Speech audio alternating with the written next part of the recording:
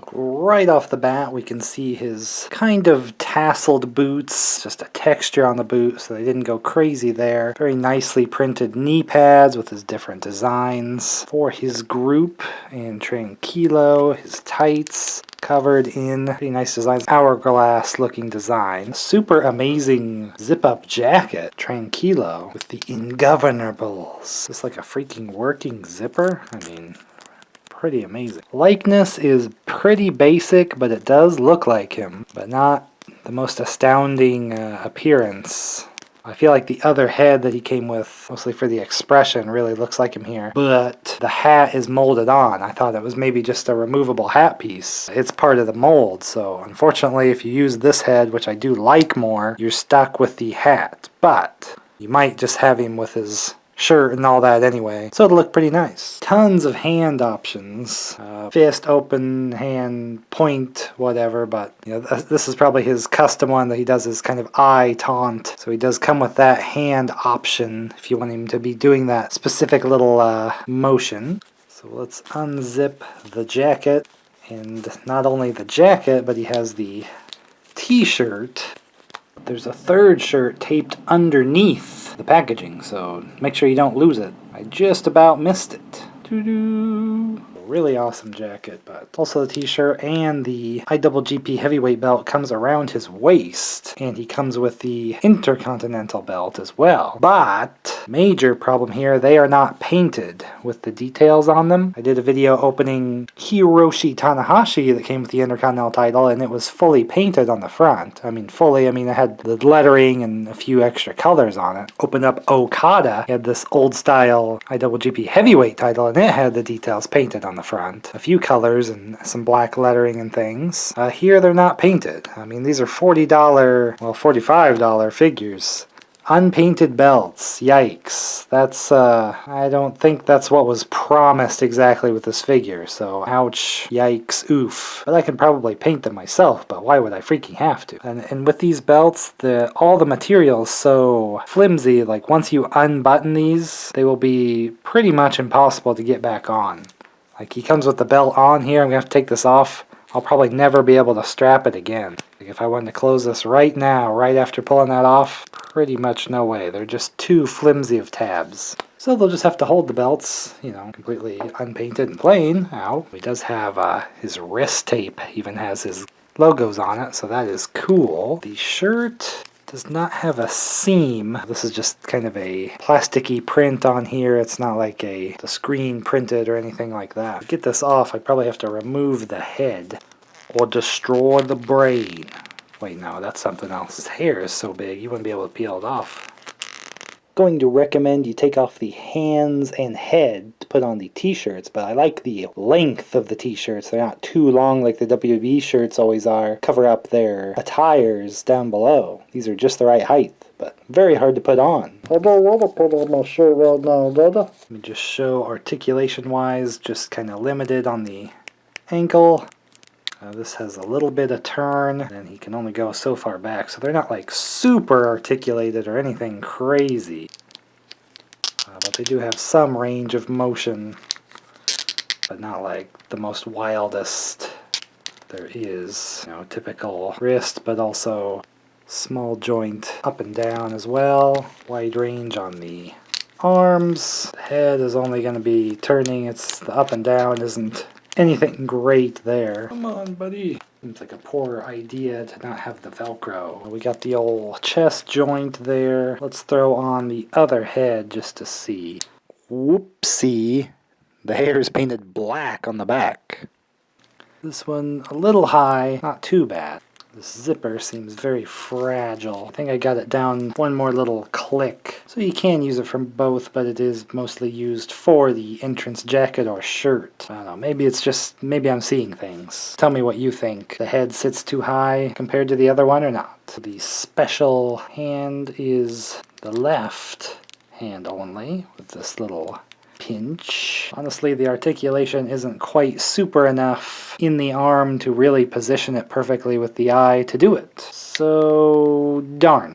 But if we're talking pros and cons with this figure, I think they have the skin tones are a little better than the Wave 1. He looks more human. They're not using the kind of scan facial printing the other toy companies are using. But for not using that, they're still pretty good. But you're charging a price higher than those companies that are using that technology. So main pro here is you're getting an action figure of Tetsuya Naito from New Japan Pro Wrestling. If you like him, if you've seen him wrestle, if you want an action figure of him, this is going to be it. So that's the main reason you're getting this, despite any other flaws like not the greatest articulation compared to some other wrestling figures. You're getting tons of hand options, 2 heads, which are actually both pretty good, although I wish the hat had just been like its own accessory, so that you could use the hat with either head or either head without the hat. The clothes are top notch with these, as you could see in the other wave. Although the shirt printing, just the kind of plasticky, isn't the greatest, but like on here, you know, it's printed without much of the plasticiness of little patches. But you're getting a zipper hoodie. Look how much like sewing goes into these. This is like high quality here, so if the main accessories you're liking is the clothing, you're good to go. The belts, you know, the printing of them is good. The straps don't close basically at all once you open them. And for some reason his do not come painted. What in the world happened there? That's a huge problem, I think, for a more expensive figure, and why the other wave had them printed but they stopped on this one. But he does come with both, but they're not painted, so maybe you should have just picked one, or, I mean, I guess it's better than no titles and he just has the clothes. So it is cool kind of representing, you know, he got the 2 straps there once they were combined together. Let's compare them next to some other wrestling figures here for size. Here is the Hiroshi Tanahashi figure. They're both 5'11", so they should be the same height. I think maybe the hat is giving him a little something, or this is the head that sits high. Let's put on the supposed ring head here, though not too bad. Okada is supposed to be quite a bit higher, but they're fairly the same instead. Here, just a WWE Ultimate figure of Shinsuke Nakamura. Ishii, that is quite a bit shorter. He's only supposed to be 5'7", so 5'11". You get a little height difference that way. Here's a AEW Kenny Omega, pretty much the same size as well. And so a WWE Prince Devitt, or Finn Balor, if you know him from his New Japan time. So he's just with him here.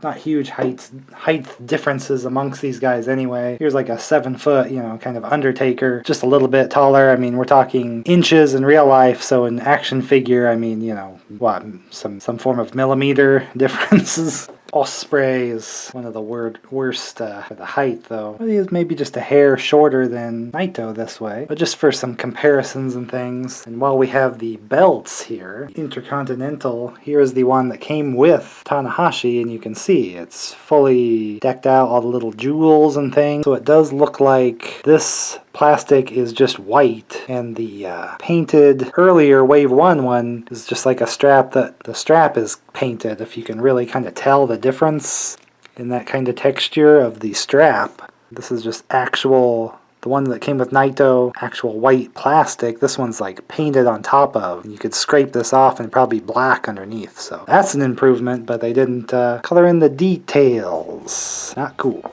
Same with his heavyweight belt and Okada's. It is weird that it's just silver instead of gold default. So that one would be a little difficult to paint since there's so much gold. It comes in a box with the packaging inside that box, probably just for protection. It's just a plain brown box. It looks cool in the packaging, but he's wearing all the stuff. It's covering up the belt. Not that it's painted, but you're not getting to see all the accessories. Some of them are kind of hidden away. So I feel like you just gotta open it up. But I'm getting all these because I actually like having kind of the Japanese wrestling figure collection. They're not doing like older legends like I would have played in older video games like Virtual Pro Wrestling 2. But I did watch more recent New Japan, you know, here and there, kind of bigger shows during the time period. A lot of these guys were really big, and they really still are pretty big in New Japan. I like Naito even when he was just the Stardust Genius. A lot of people just weren't quite taking to him then until he got his newer Tranquilo gimmick and things with his very different attitude, but still kind of the same wrestling and moves. And so you could use this as that older Naito, just with this, although he does have very specific gear, but the general attire and coloring a little more open-ended, but probably is better suited to represent just more current one with his group. A lot of problems for the price point, but again, I guess it's less marketable New Japan stuff than the others. That's what we're saying. I feel like quite a few people watch it. I mean, certainly in Japan, these would be easier to sell, I would think, but maybe a little harder at that higher price point of the 45, especially since it's lacking a few features here and there. $20 figure, this would be like almost too good, but he probably just wouldn't come with one or the other of the cloth if it was any lower. So leave this a like if you liked seeing this figure, if it helped inform you or entertain you just to see me open it up and show all the bits and features and parts. You can watch all my videos about the Wave 1 that I already have done, and I'll be opening up the Wave 2 others that go with Tetsuya Naito in his stable. Or at least some members are kind of past members at this point by the time these came out. So I hope I see you in the next video.